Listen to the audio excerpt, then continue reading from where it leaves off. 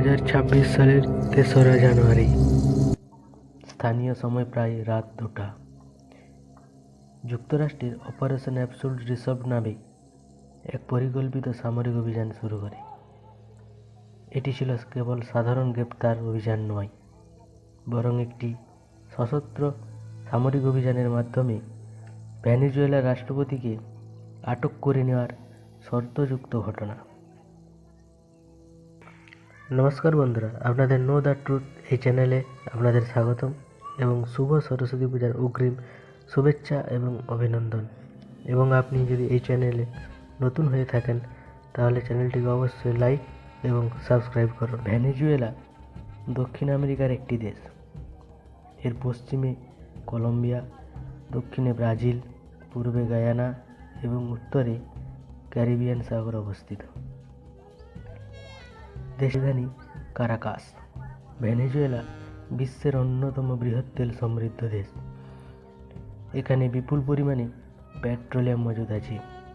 একসময় ভেনেজুয়েলা লাতিন আমেরিকার অন্যতম ধনী দেশ ছিল, কিন্তু গত 2 দশকে রাজনৈতিক অস্থিরতা, অর্থনৈতিক দুর্নীতি, আন্তর্জাতিক নিষেধাজ্ঞা ও ভুল অর্থনৈতিক নীতির কারণে দেশটি গভীর সংকটে পড়ে। নিকোলাস মাদুরো ভেনেজুয়েলার একজন রাজনীতিবিদ। তিনি 1962 সালে জন্মগ্রহণ করেন। রাজনীতিতে আসার আগে তিনি একজন বাস চালক ও শ্রমিক নেতা ছিলেন। পরবর্তীতে তিনি বামপন্থী নেতা হুগো চাভেজের ঘনিষ্ঠ সহযোগী হয়ে ওঠেন। হুগো চাভেজ ভেনেজুয়েলার প্রেসিডেন্ট ছিলেন 1999 থেকে 2013 সাল পর্যন্ত। তার মৃত্যুর পর 2013 সালে নিকোলাস মাদুরো ভেনেজুয়েলার প্রেসিডেন্ট নির্বাচিত হন।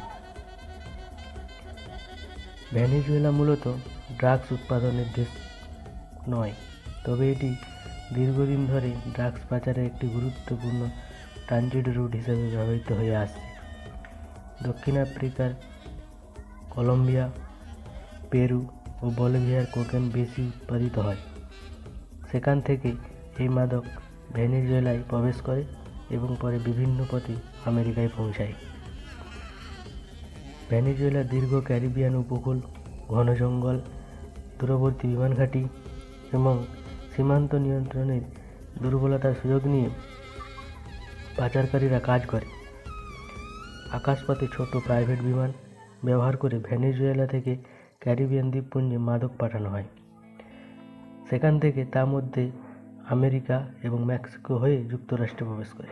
ফিশিং বোট বা কন্টেইনার জাহাজের মাধ্যমে ড্রাগস পাঠানো হয়। অনেক সময় বাহামাস, ডোমিনিকান রিপাবলিক বা পুয়ের্তো রিকোকে মধ্যবর্তী স্টপ হিসেবে ব্যবহার করা হয়। এক সিটি প্রেসিডেন্টকে কিডন্যাপ করার প্ল্যানিং কোনো একদিনের প্ল্যান ছিল না। কয়েক মাস আগেই শুরু হয়ে গিয়েছিল। পুরো দুনিয়াকে লেগেছিল ভেনেজুয়েলা সম্পূর্ণ বিপদমুক্ত। ঠিক ওই সময় ইউএসের স্পেশাল টিম ভেনেজুয়েলা প্রবেশ করে এবং নিকোলাস মাদুরোর উপর কড়া নজরদারি শুরু করে দেয় এবং অপারেশনের জন্য পুরো টিম একটি গ্রাউন্ড তৈরি করে ফেলে।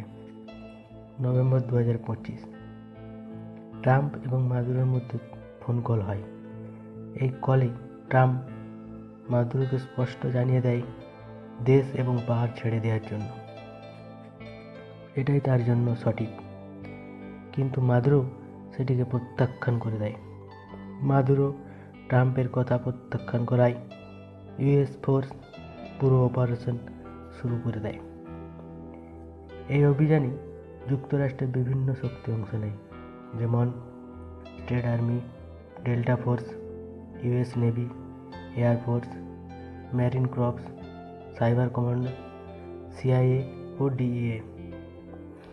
পরিকল্পনাটি ছিল একটি সার্জিক্যাল স্ট্রাইক তথা নিশ্ছিদ্র অভিযান করা, যেখানে দ্রুত এবং নির্দিষ্ট লক্ষ্যকে নিশানা করে আক্রমণ করা হবে, যা ক্ষতি ও ক্ষুদ্র ক্ষতির সম্ভাবনা কম থাকে।